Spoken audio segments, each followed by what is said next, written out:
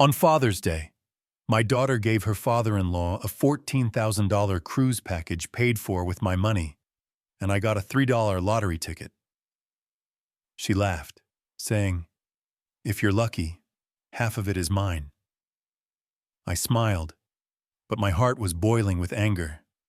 That ticket brought me $130 million, and I taught her a lesson she will never forget.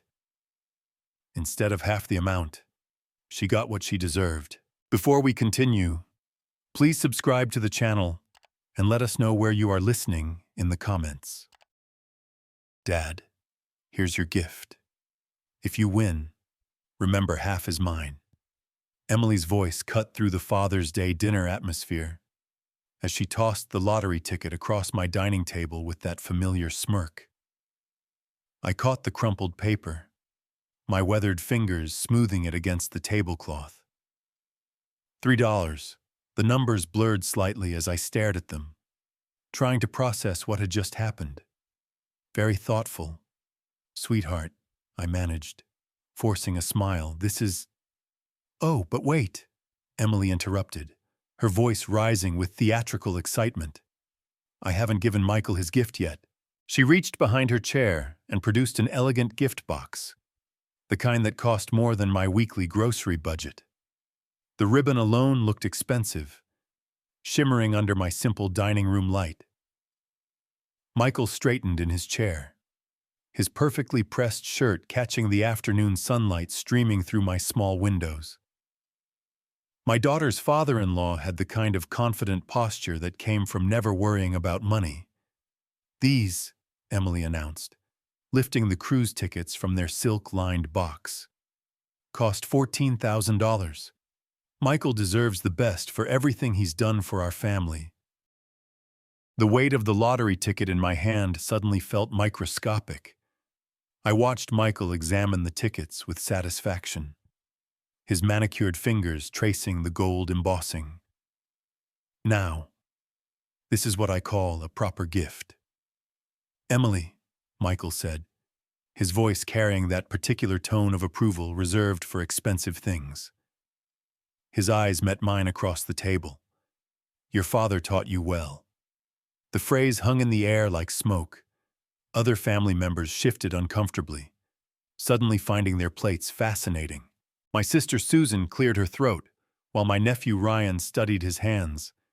"Dad always said, 'Actions speak louder than words,'" Emily replied, her laugh bright and sharp. She glanced at Michael, and something passed between them, a look that made my chest tighten. Some people show love through grand gestures. Others— She gestured vaguely at my lottery ticket. I held the paper steady. Though my hands wanted to shake, I appreciate the thought. "Emily, really?" "Oh, it's just a little joke," she said, waving dismissively. "But seriously, if you hit the jackpot, I expect my cut. I paid for it after all." Michael chuckled, the sound low and satisfied.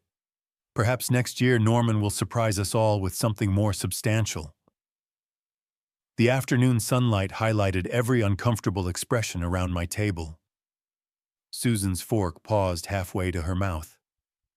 Ryan's wife, Lisa, studied the family photos on my walls with sudden intensity.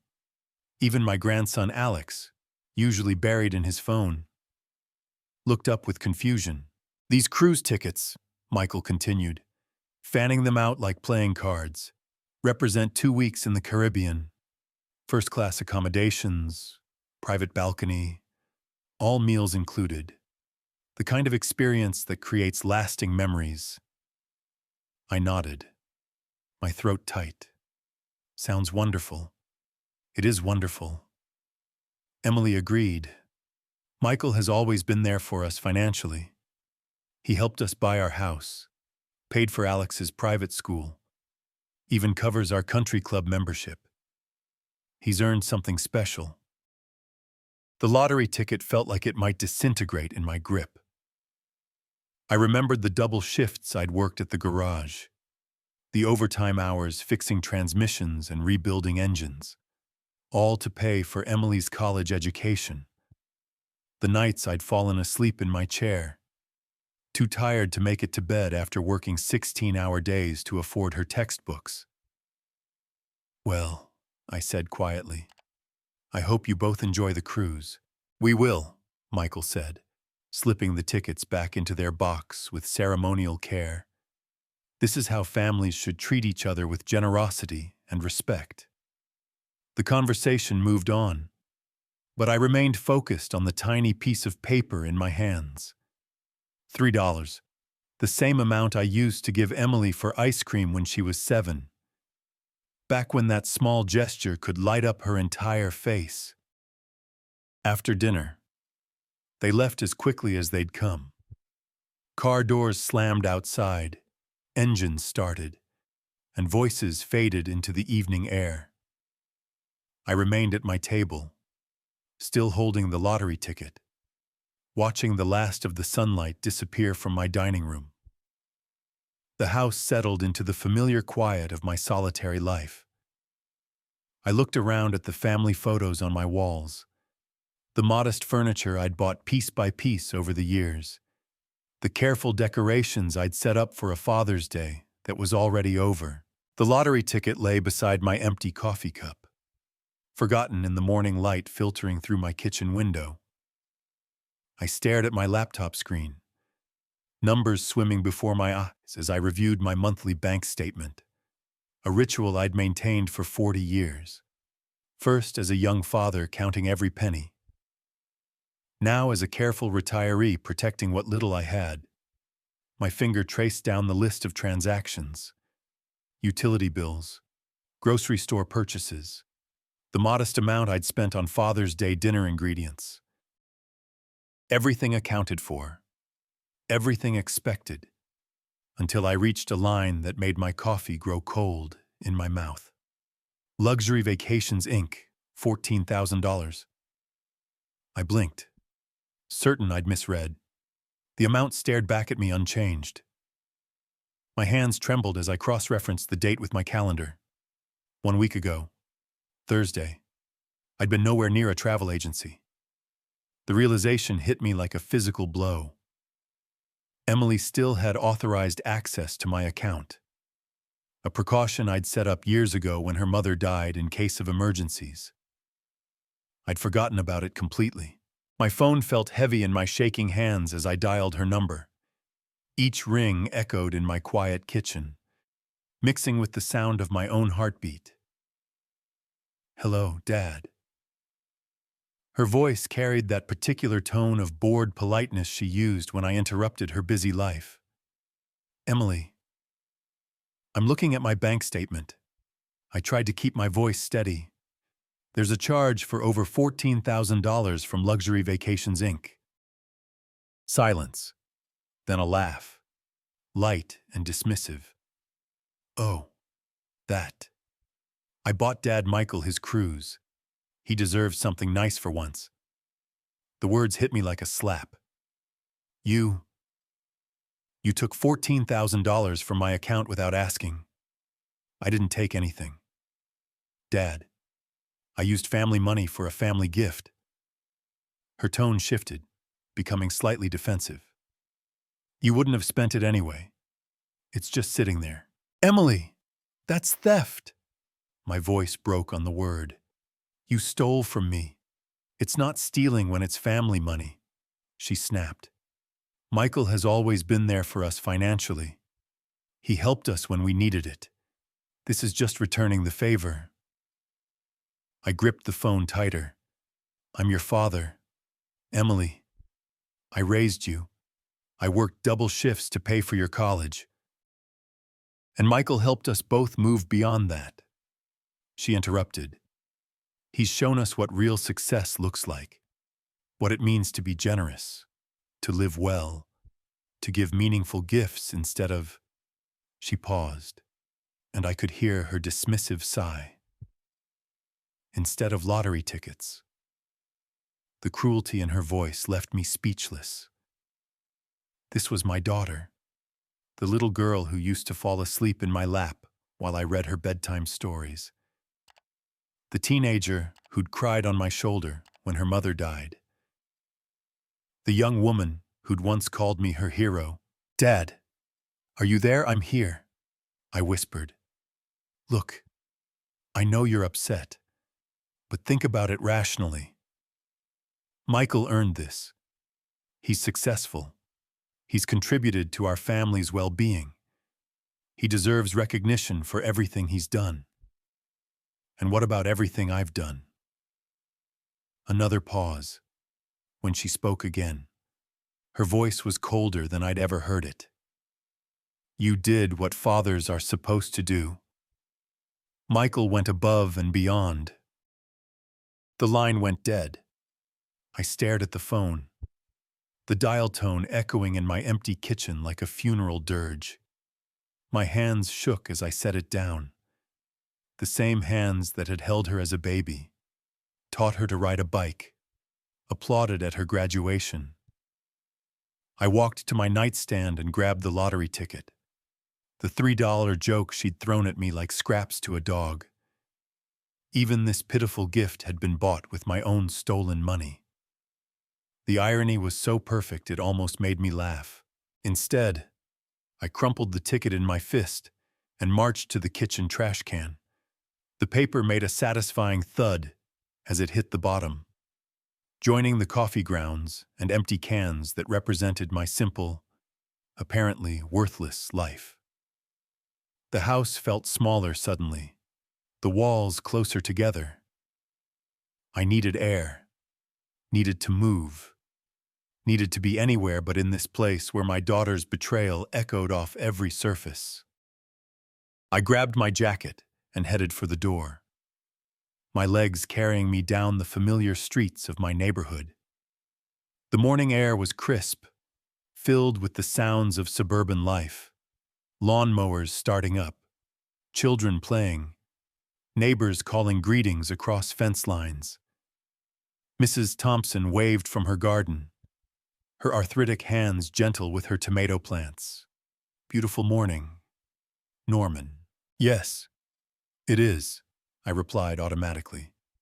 Though the day felt anything but beautiful, I walked past the Wilson house, where Sam was teaching his grandson to throw a baseball.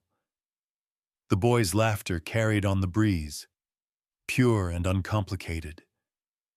I remembered teaching Emily the same way, her small hands gripping the ball with determination, her face bright with joy when she finally made a perfect throw. When had that changed? When had my love become insufficient? My life something to be ashamed of? The questions followed me down Elm Street, past the corner market where I'd bought Emily candy as a child, past the park where she'd played on summer afternoons. Every memory felt tainted now, viewed through the lens of what she'd become. My phone buzzed with a text message. For a moment, hope fluttered in my chest. Maybe Emily had reconsidered. Maybe she'd realized what she'd done. "Dad, I talked to Michael about the money situation. He thinks you're overreacting. It's not like you needed it for anything important. We'll pay you back when we can. Maybe for Christmas. Kay." I stopped walking. Read the message again. Then a third time. "When we can," as if $14,000 was pocket change. As if my financial security was negotiable. As if I should be grateful for the possibility of eventual repayment. The phone rang before I could respond. My sister Susan's name appeared on the screen. "Norman, are you okay? Emily called me. Said you were upset about some money thing. She stole $14,000 from my account." "Susan." The words came out flat, emotionless. "To buy her father-in-law a cruise." Silence. Then, "She what?" "She still had access to my account. She used it to buy Michael a $14,000 cruise for Father's Day. She gave me a $3 lottery ticket and told me half the winnings were hers." "Jesus. Norman. Are you sure? Maybe there's some mistake." She admitted it. Said it wasn't really stealing because it was family money. I laughed bitterly. She said Michael deserved it because he's been generous to them.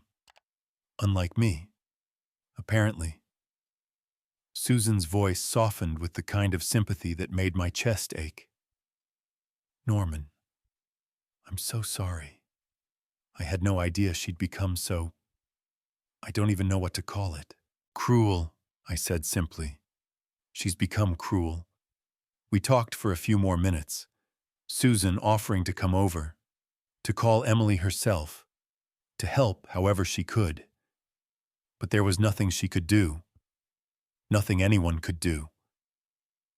My daughter had shown me exactly what I meant to her, and no amount of intervention could change that truth.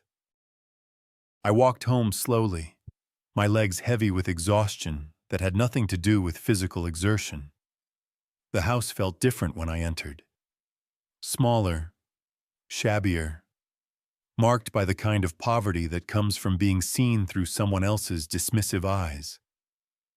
The trash can in my kitchen held the crumpled lottery ticket, a reminder of the joke that had started this whole nightmare. I stared at it for a long moment, remembering the weight of those $3 in my hand, the laughter in Emily's voice as she tossed it across the table. Tomorrow, I would call the bank. I would revoke her access to my account. Take the steps I should have taken years ago. But tonight, I would sit in my quiet house and mourn the daughter I'd lost, the relationship that had died somewhere along the way without my noticing. The lottery ticket remained in the trash, forgotten and worthless, while I grieved for something far more valuable that I'd already lost. But the next morning arrived with the kind of brutal clarity that follows a sleepless night. I sat at my kitchen table, coffee growing cold, as I stared at the bank's phone number written on a piece of paper.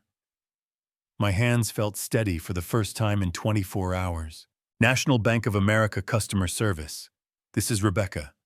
How can I help you? I need to revoke authorized access to my account, I said. Someone has been making unauthorized purchases. The conversation was surprisingly simple. Rebecca's voice carried professional sympathy as she walked me through the process. Within 15 minutes, Emily's access was terminated. New security measures were in place, and I felt something I hadn't experienced in years, the solid certainty of protecting myself. Is there anything else I can help you with today? Mr. Miller, that covers it. Thank you. I hung up and looked around my kitchen with new eyes. The modest space felt different. Not shabby, but honest. Clean. Mine. My gaze fell on the trash can, and I remembered the lottery ticket lying crumpled among the coffee grounds. The $3 joke that had started this whole mess. Purchased with my own stolen money and thrown back at me like I was some kind of charity case. I walked over and stared down at the crumpled paper. Even this pathetic gesture had been bought with money taken from my account without permission. The irony was almost laughable. She'd stolen from me to buy me a gift, then claimed half the potential winnings. With sudden, decisive anger, I grabbed the ticket and smoothed it out on my counter. The numbers stared back at me. 15, 24, 30, 43, Powerball 19. I memorized them. These digits that represented everything wrong with my relationship with my daughter. Then crumpled the paper again and threw it back in the trash with more force than necessary. The morning stretched ahead of me, empty and quiet. I needed to move, needed to clear my head, needed to be somewhere other than this kitchen, where yesterday's betrayal still echoed off the walls. I grabbed my jacket and headed outside, letting my feet carry me down the familiar streets of my neighborhood. The morning air was crisp, filled with the sounds of honest work. Lawnmowers starting up, children playing, neighbors calling greetings across fence lines. Mrs. Thompson was in her garden again, her weathered hands gentle with her roses. She looked up as I passed, her smile warm and genuine. Morning. Norman. You're out early today. Couldn't sleep, I said, pausing at her fence. Thought a walk might help. She nodded knowingly. Sometimes the best thinking happens when your feet are moving. My Harold used to say that. Her late husband had been a good man, a mechanic like me who'd worked with his hands and treated people with respect. The kind of man who understood that character mattered more than bank accounts. He was right about that, I said. I continued walking past the Wilson house, where Sam was washing his car with his grandson's help. The boy was more interested in splashing water than cleaning, but Sam didn't seem to mind. Their laughter carried on the breeze, uncomplicated and pure. 2 blocks down, I passed the corner market where I'd bought Emily candy as a child. The owner, Mr. Lee, was arranging fruit in his window display, each apple and orange placed with care. He'd been here for 30 years, serving the neighborhood with quiet dignity, never getting rich, but never compromising his principles either. These people understood something Emily had forgotten, that there was honor in honest work, in treating people with respect, in building relationships based on something more substantial than financial gain. My phone buzzed with a text message. For a moment, hope fluttered in my chest.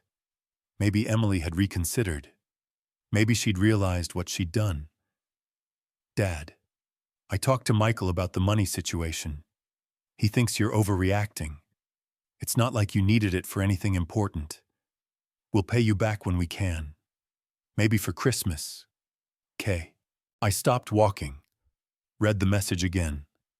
The casual dismissal of my financial security, the assumption that $14,000 was somehow unimportant to me, the vague promise of eventual repayment. It all crystallized into a moment of perfect clarity. This was who she had become. This was what I meant to her. I deleted the message without responding and kept walking. The familiar streets of my neighborhood wrapped around me like a comfortable blanket, filled with the sounds and sights of people living honest lives. Whatever happened next, I would face it on my own terms, with my dignity intact. The trash can in my kitchen held the crumpled lottery ticket, forgotten and worthless, while I walked toward whatever came next, with my head held high. 3 days had passed since I'd taken control of my finances. 3 quiet days of morning coffee, simple meals, and the kind of peace that comes from knowing you've done the right thing. I was stirring scrambled eggs in my cast-iron skillet when the phone shattered the silence with its shrill demand for attention. Dad, what the hell did you do to my card? Emily's voice exploded through the receiver before I could even say hello. It was declined at Bloomingdale's. Do you have any idea how embarrassing that was? I set down my spatula carefully, my hand surprisingly steady.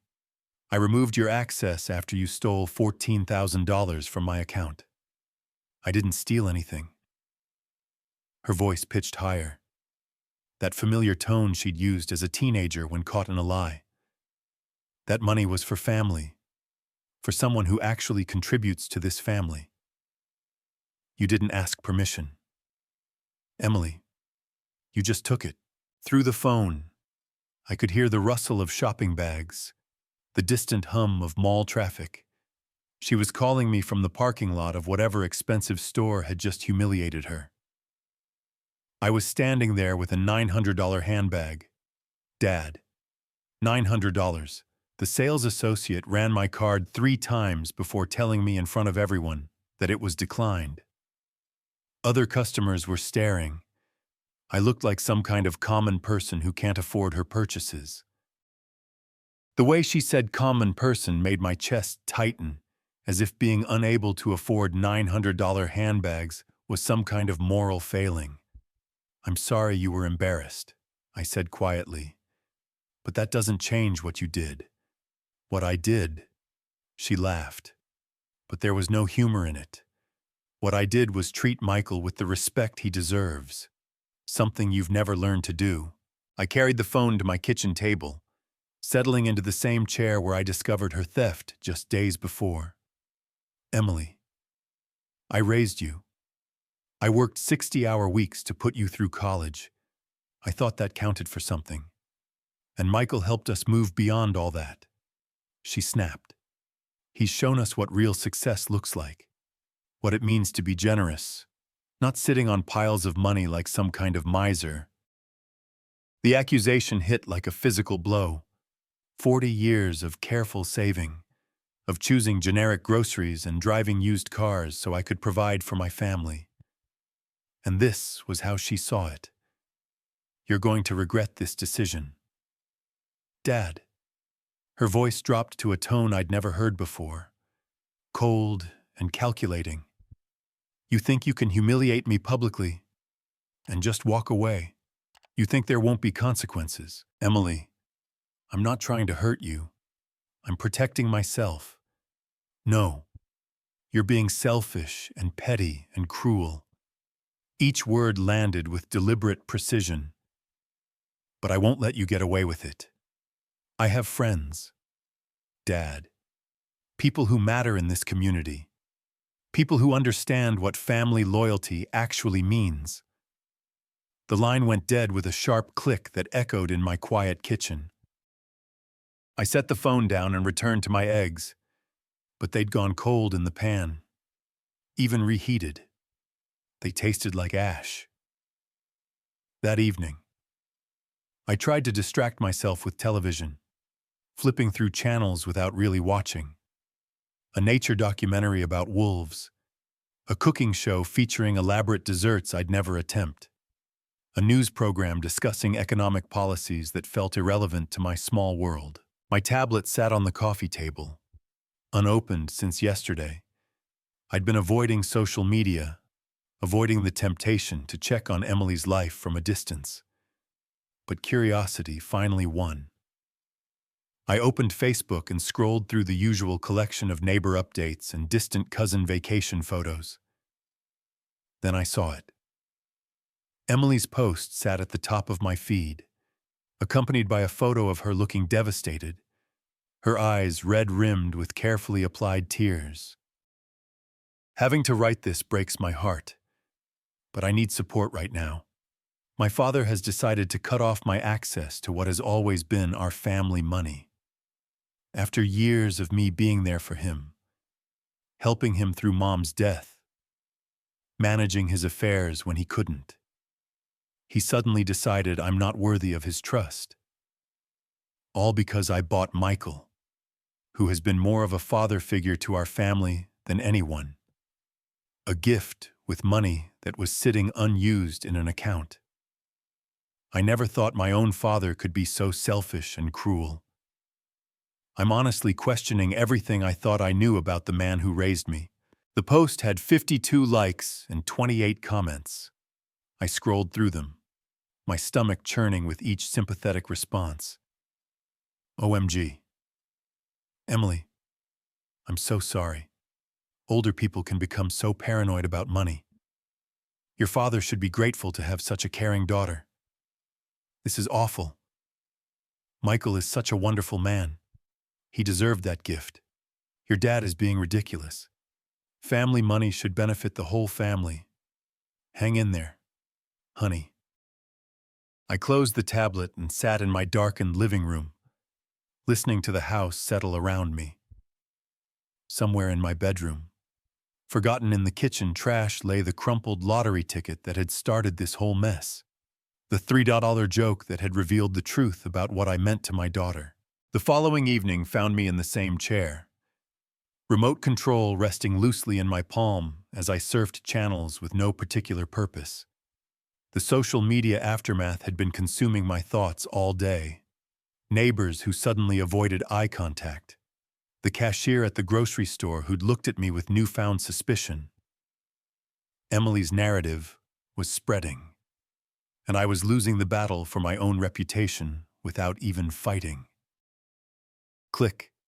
A cooking show featuring complicated French pastries. Click. A sitcom from the 90s that I'd seen countless times. Click. Local news discussing city budget issues. Click. The state lottery drawing program. Good evening, California. Welcome to tonight's Powerball drawing where we have a rollover jackpot of $130 million. I almost changed the channel, but something about the announcer's cheerful voice made me pause. Maybe it was the absurdity of it. Here I was being called a greedy miser for protecting my modest savings, while someone was about to win more money than I could spend in 10 lifetimes. Tonight's winning numbers are... The announcer's voice took on that ceremonial tone reserved for momentous occasions. 8, 15, 24, 36, 43, and the Powerball is 19. My hand froze on the remote. Those numbers sounded familiar. Disturbingly familiar. I grabbed a pen from the coffee table and scribbled the numbers on the back of an envelope as the announcer repeated them. 8, 15, 20 or 36, 43, Powerball 19. My heart began racing before my mind fully caught up. I knew those numbers. I'd seen them recently, stared at them long enough to memorize them in a moment of anger and irony. The lottery ticket. The crumpled piece of paper I'd thrown away in disgust 3 days ago. I stumbled to the kitchen, my legs unsteady beneath me. The trash can sat innocently by the counter, filled with the detritus of solitary living. Coffee grounds, empty cans, food scraps. I plunged my hands into the mess, digging through banana peels and soggy paper towels, searching for a small piece of paper that might change everything.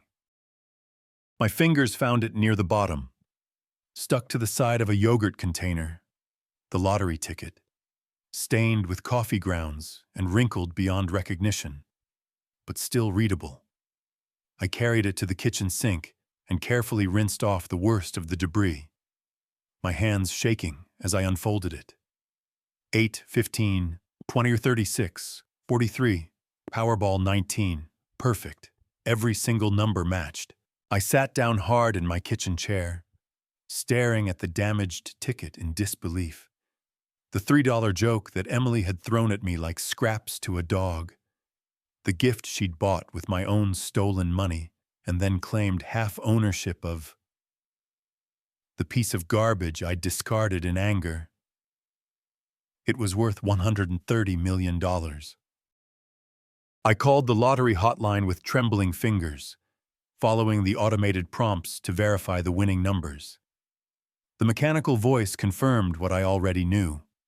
The winning Powerball numbers for tonight's drawing are 8, 15, 24, 36, 43 with Powerball 19. The jackpot amount is $130 million. I hung up and looked around my modest kitchen with new eyes.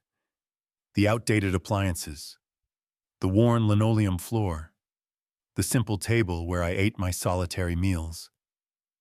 All of it suddenly felt surreal, like a movie set about to be struck and replaced with something entirely different. The lottery ticket lay on my table, still damp from its rescue from the garbage, still creased with the force of my angry disposal. Emily's voice echoed in my memory. If you win, remember half is mine.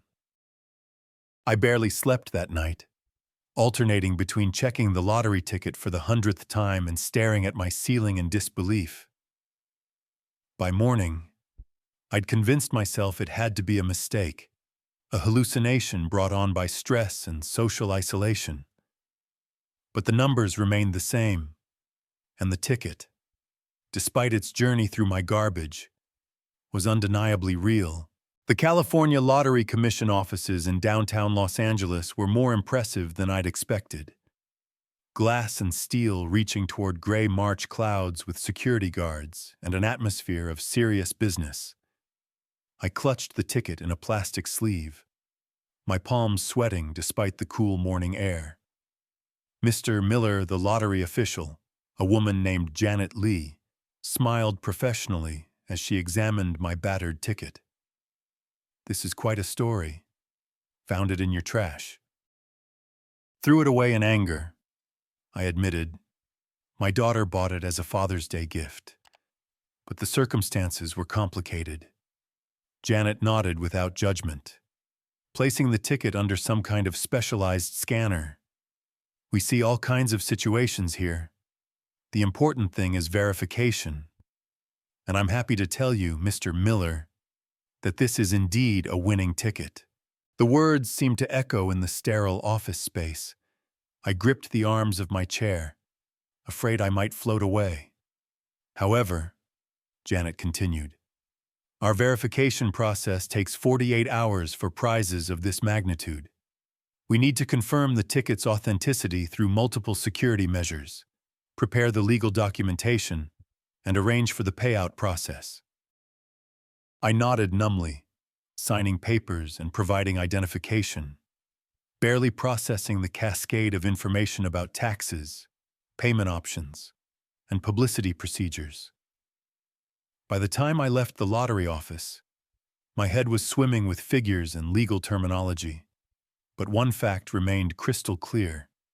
I was worth $130 million. The drive home passed in a blur of familiar streets that suddenly felt foreign. Everything looked the same. The corner grocery store, Mrs. Thompson's rose garden, the elementary school where Emily had learned to read. But I felt like an alien visitor observing someone else's life. I'd been home less than an hour when Emily's car screeched into my driveway. She burst through my front door without knocking, her face flushed with excitement and determination. Dad, I heard about the lottery. Some woman at the office knows someone who works at the commission. She saw your name on the winner's list. I remained seated at my kitchen table. The official lottery paperwork spread before me like evidence in a trial. Hello, Emily. Hello. Don't hello me. She practically vibrated with energy. Do you realize what this means? We're millionaires. Remember what I said? Half is mine. That was a gift. Emily. My voice came out calmer than I felt. You can't take back a gift. Her expression shifted, the excitement giving way to something harder.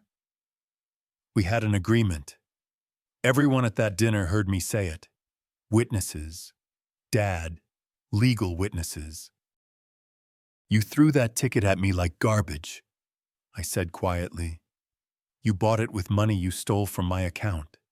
It was never about sharing anything. Stole her voice pitched upward. I used family money for a family purpose, and now you're trying to cheat me out of what's rightfully mine. I looked at my daughter, really looked at her, and saw a stranger. The little girl who used to climb into my lap for bedtime stories had been replaced by someone I didn't recognize. Someone whose first thought upon hearing of my good fortune was how much of it belonged to her. The ticket was a gift, I repeated. Whatever your intentions, whatever you said, it became mine the moment you gave it to me. I'll sue you. She slammed her hand on my table, making the lottery papers jump. I'll prove that ticket belongs to me. I'll take you to court and make sure everyone knows what kind of man you really are. And what kind of man am I? Emily. She paused, her chest heaving with anger. For a moment, I saw something flicker across her face. Recognition maybe, or shame. But it passed quickly, replaced by cold determination. The kind who steals from his own daughter. She stormed out as dramatically as she'd arrived, her parting shot hanging in the air like smoke. I listened to her car engine roar to life and fade into the distance, then looked down at the official documentation confirming my lottery win. $130 million more money than I could spend in 10 lifetimes. And all I felt was tired. I woke to the sound of my phone buzzing incessantly on the nightstand. 15 missed calls, 12 text messages, and a cascade of social media notifications that made my stomach lurch before I was fully conscious. The first Facebook post appeared at 6:47 a.m. Timestamped just as most people were starting their day with coffee and morning news. Urgent. My father has stolen my lottery ticket and is claiming the entire jackpot for himself. This is the same man who cut off my access to family money and publicly humiliated me. The ticket was my gift to him with the clear understanding that winnings would be shared. This is elder abuse in reverse. When elderly people become so obsessed with money, they'll cheat their own children. Please share this post. I need people to know the truth about what's happening. The post included a photo of me from last Christmas, looking serious and somewhat stern in my holiday sweater. Below it, comments were already accumulating like digital wildfire. But Emily hadn't stopped there. Her Instagram featured a tearful video of her sitting in her car, mascara running down her cheeks as she spoke directly to the camera. I don't usually air family business like this, but I'm desperate. My own father has stolen my lottery ticket, literally stolen it, and now he's claiming the entire $130 million for himself. I bought that ticket as a Father's Day gift, I jokingly said. Half is mine because that's what you do with family. Right, you share. But apparently, my father heard that as a legal challenge instead of a daughter's love. Michael had coordinated his own campaign across LinkedIn and Facebook, his posts carrying the weight of professional credibility. Witnessing financial elder abuse is devastating, but reverse elder abuse is equally damaging to families. When elderly individuals become obsessed with money to the point of betraying their children's trust and generosity, we all lose. My wife is heartbroken by her father's greed. The lottery ticket was purchased as a gift with clear verbal agreements about sharing. Yet, he claims exclusive ownership. This behavior destroys families and communities. My phone rang again. Susan, Norman, what in God's name is happening? My neighbor just called asking if you really stole Emily's lottery ticket. Social media is going crazy. I explained the situation as simply as I could. But even to my own ears, it sounded complicated. Yes, Emily had bought the ticket. Yes, she'd made jokes about sharing winnings. Yes, I had actually won. No, I didn't believe I owed her anything. But Norman, Susan said gently, she did buy it for you, with money she stole from my account. I reminded her. By noon, the story had gone viral in our small corner of the internet. Local Facebook groups buzzed with debates about family loyalty, legal obligations, and moral responsibilities. The neighborhood app next door featured heated discussions about the greedy lottery winner on Elm Street. I made the mistake of reading comments on Emily's posts. This is disgusting. How can a father do this to his daughter? Lawyers need to get involved. This is theft, plain and simple. I know this family. The daughter has always been so generous and kind. The father has always been weird about money. Team Emily. No way should an old man keep money that belongs to his daughter. Michael's professional network had mobilized. 2. Colleagues from his investment firm shared his posts with serious commentary about family values and financial ethics. Their shared social circle, people I'd known for years, publicly supported Emily's version of events. I closed my laptop and walked to my kitchen window, looking out at the neighborhood I'd called home for 30 years. 3 neighbors stood near my mailbox, clearly discussing the situation. When they saw me at the window, they scattered like guilty children. My phone buzzed with a text from an unknown number. Channel 7 wants to interview you about the lottery controversy. Can you call us? Another message. Los Angeles Times seeking comment on family lottery dispute. And another. Legal representation available for lottery ticket disputes. Free consultation. I turned off my phone and sat in my quiet kitchen. The official lottery paperwork still spread across my table like evidence of my guilt. Outside, my neighbors whispered and speculated. their judgment delivered through social media comments and careful distances. The irony wasn't lost on me. I was worth $130 million, and I'd never felt more alone in my life. The morning light filtered through my kitchen window as I spread printed copies of Emily's social media posts across my table like evidence in a trial. Each comment, each share, each supportive response felt like another nail in the coffin of my reputation.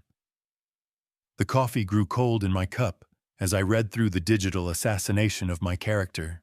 My landline phone rang, cutting through the silence with its old-fashioned mechanical bell. The caller ID showed a number I didn't recognize, but something about its pattern suggested a business line.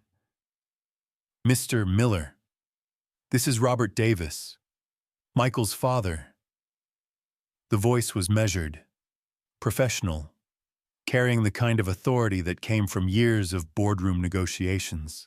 "I believe we need to talk." I gripped the receiver tighter. "I'm not sure what there is to discuss. Mr. Davis, there's quite a lot, actually." A pause. Then, "Could we meet this morning, say Murphy's Diner on 5th Street in an hour?" Murphy's Diner was a modest family restaurant where I sometimes went for their Saturday morning special, the kind of place where Michael would never be caught dead. "May I ask what this is about the lottery ticket?" Robert said simply, "and what I witnessed on Father's Day." My heart hammered against my ribs. "You were there." I was indeed. 1 hour. "Mr. Miller." The line went dead, leaving me staring at the phone in confusion. Michael's father wanting to meet about the lottery ticket could only mean trouble. Maybe they were coordinating the legal strategy. Or perhaps Robert was coming to pressure me into settling with Emily. I almost didn't go, but curiosity won over caution. Murphy's Diner occupied a corner lot that had hosted restaurants for 50 years. Red vinyl booths, checkered linoleum floors, and the kind of coffee that could wake the dead. I spotted Robert immediately. His tailored navy suit stood out like a peacock among sparrows in the humble establishment. He rose when he saw me, extending a well-manicured hand in greeting. "Mr. Miller, thank you for coming." We slid into a booth near the window where morning light illuminated the deep lines around Robert's eyes. The waitress, a motherly woman named Dolores, who'd been serving coffee here since I was in my 40s, poured 2 cups without being asked. I witnessed the entire gift exchange on Father's Day. Robert began without preamble. Every word, every gesture. "Your daughter handed you that lottery ticket and explicitly called it your Father's Day gift." I studied his face, searching for signs of deception or manipulation. "She's claiming we had an agreement about splitting any winnings." Robert's expression hardened. "That's simply not what happened." I watched her throw that ticket across the table with a dismissive laugh. There was no negotiation, no agreement, no verbal contract. It was a gift, pure and simple. He pulled out his phone, scrolling through Facebook with the efficiency of someone who'd built a business empire in the digital age. "What my son and daughter-in-law are doing is unconscionable. They're destroying your reputation with lies." "You're Michael's father," I said carefully. "Why would you go against your own son?" Robert's laugh was bitter. "Because I raised him to have integrity. And he's forgotten everything I taught him. This lottery situation has revealed something about Michael that deeply disappoints me." He showed me his phone screen, where he'd begun typing a lengthy Facebook post. "I'm going to set the record straight. My name carries weight in this community. Mr. Miller, people know I don't lie about business matters, and this is exactly that. A matter of legal ownership and ethical behavior." I read over his shoulder as he refined his statement. "As a witness to the Father's Day gathering at Norman Miller's home, I feel compelled to address the current social media controversy. I personally observed Emily Davis purchase and present a lottery ticket to her father as a Father's Day gift. There was no negotiation, no agreement about sharing winnings, and no conditions attached to the gift. Mr. Miller is the rightful owner of that ticket, and any winnings it may have generated.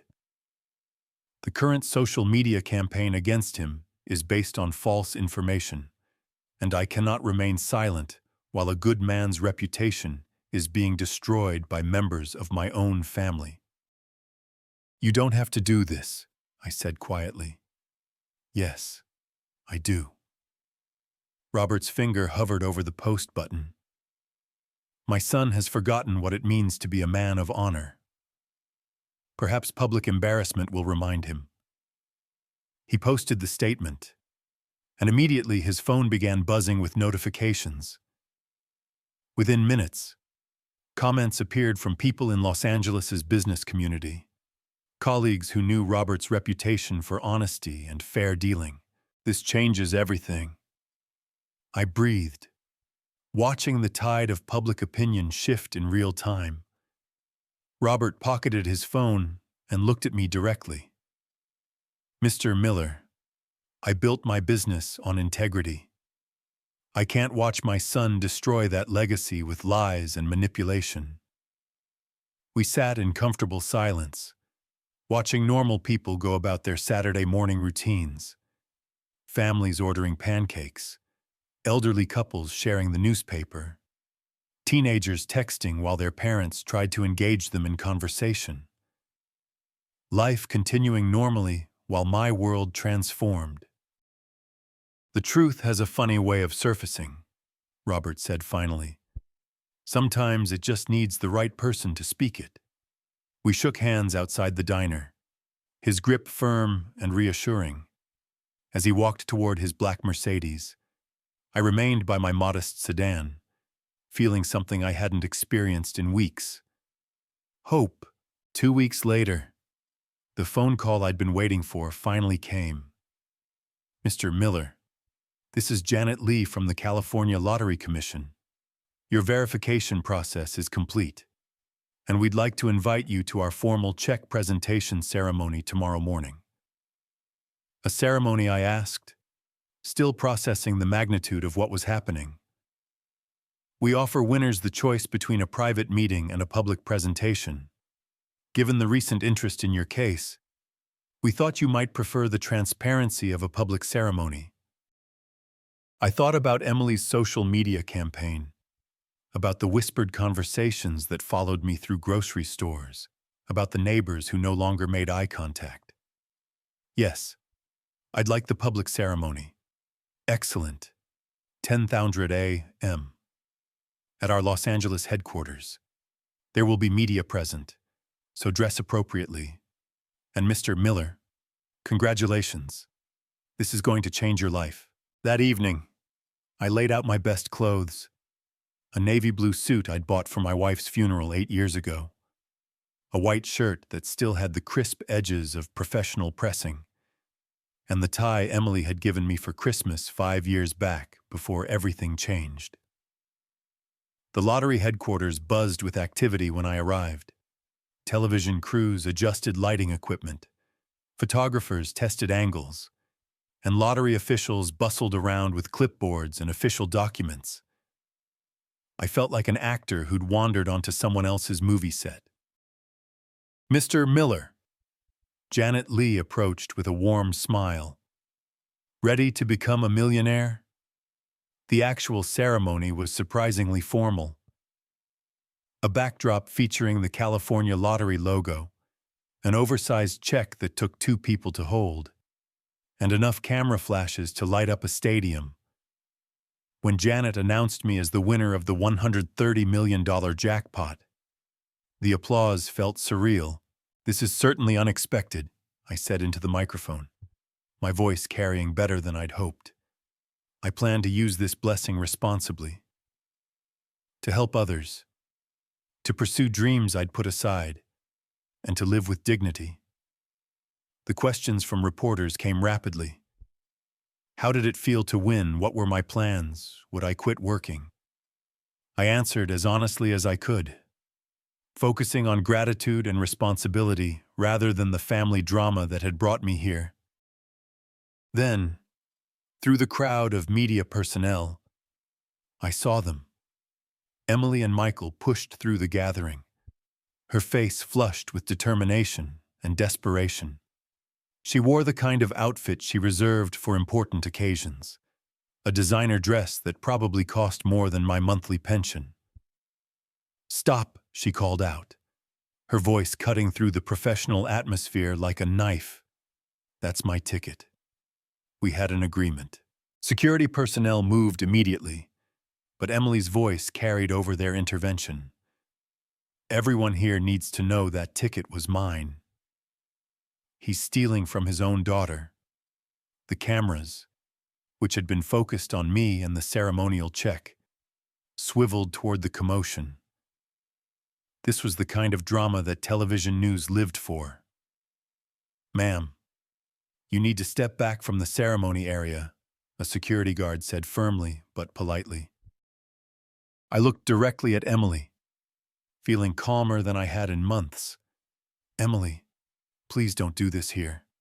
But she was beyond reason, gesticulating wildly as Michael tried to pull her back. "I bought that ticket. I said half was mine. Everyone at that dinner heard me." A reporter thrust a microphone toward me. "Mr. Miller, can you comment on this family dispute?" "The ticket was a Father's Day gift from my daughter," I said clearly, my voice steady despite the chaos unfolding nearby. "Mr. Robert Davis, who was present at the dinner, has already confirmed the circumstances of that gift. That's all there is to it." "What do you plan to do with the money?" another reporter asked.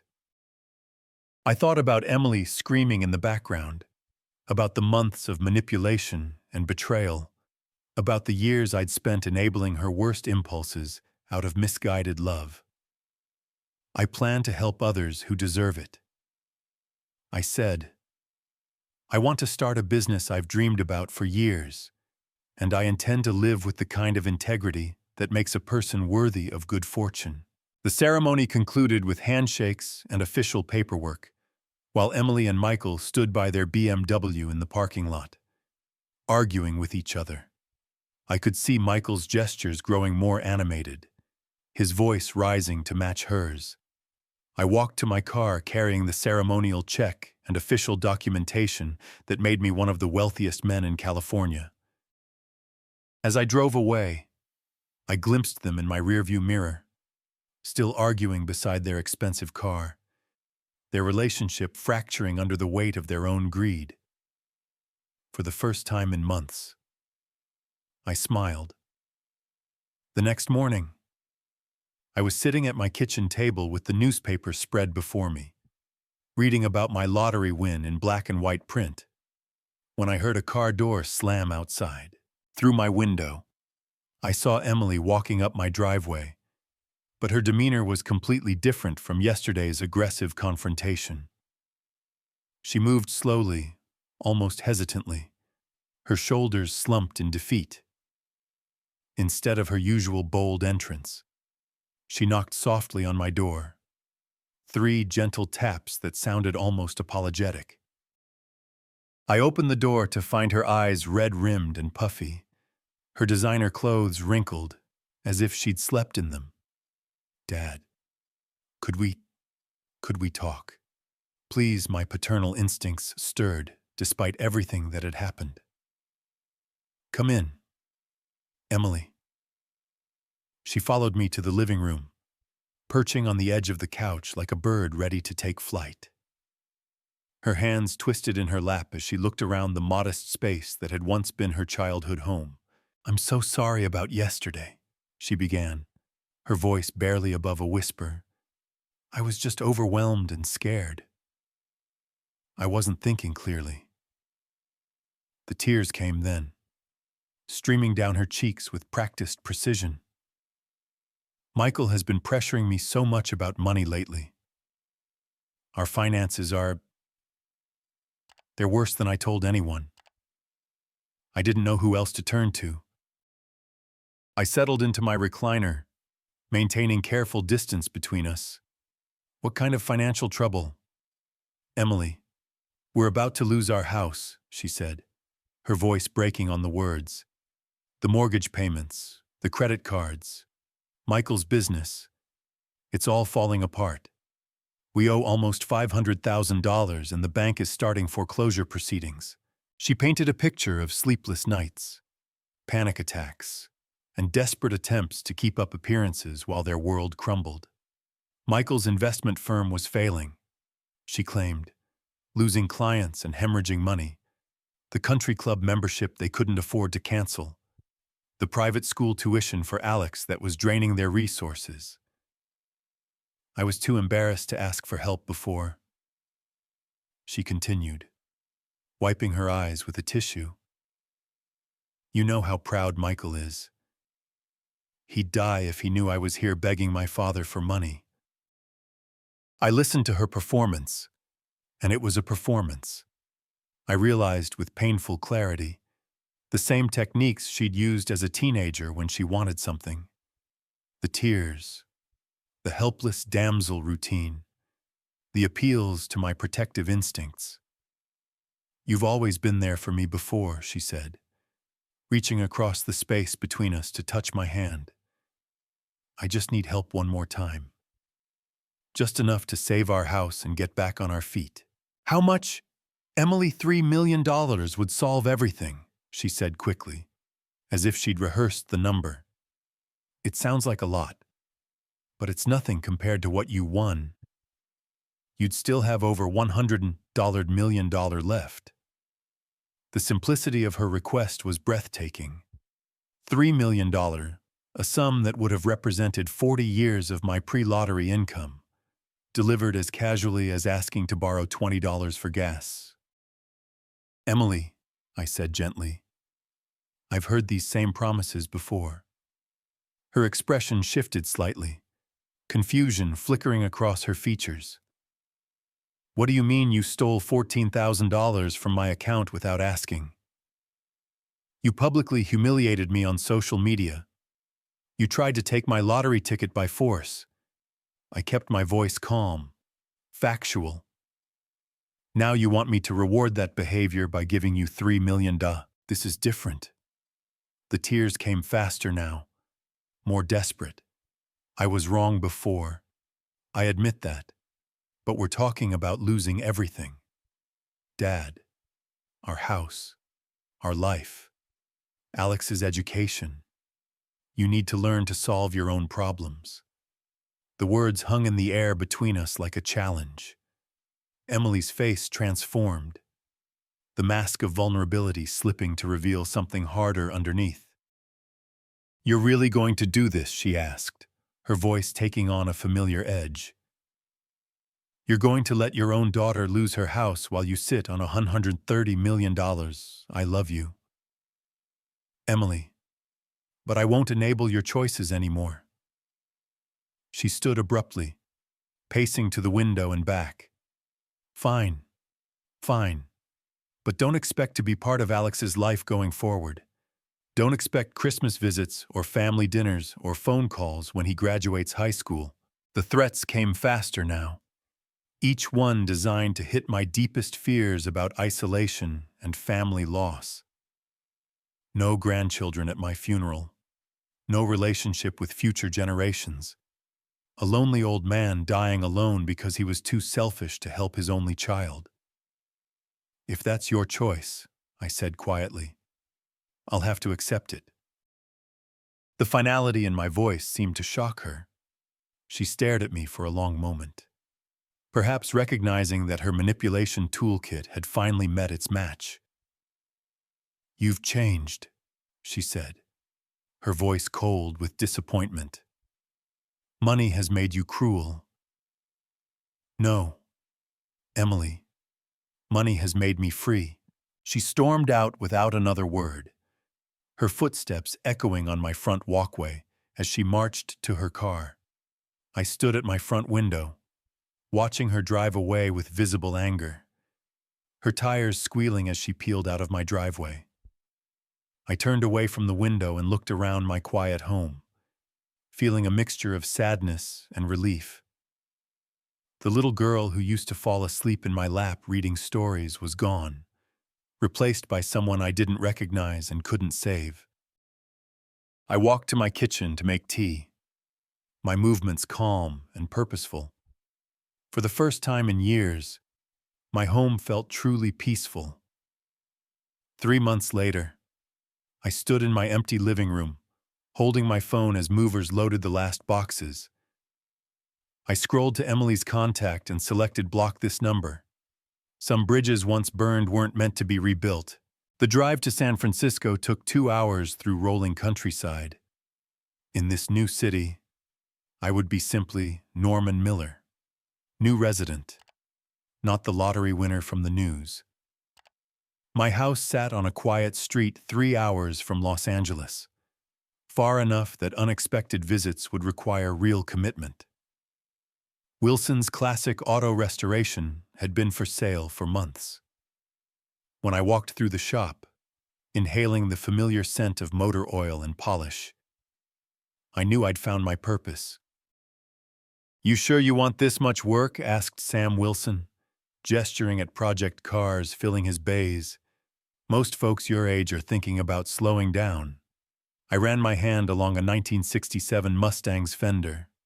"I'm just getting started." Within a week, Wilson's became Miller's classic auto restoration. I hired 3 local mechanics and established the supporting Single Fathers Foundation. Remembering my own struggles after my wife's death, evenings in San Francisco were peaceful. I could walk without whispered conversations following me.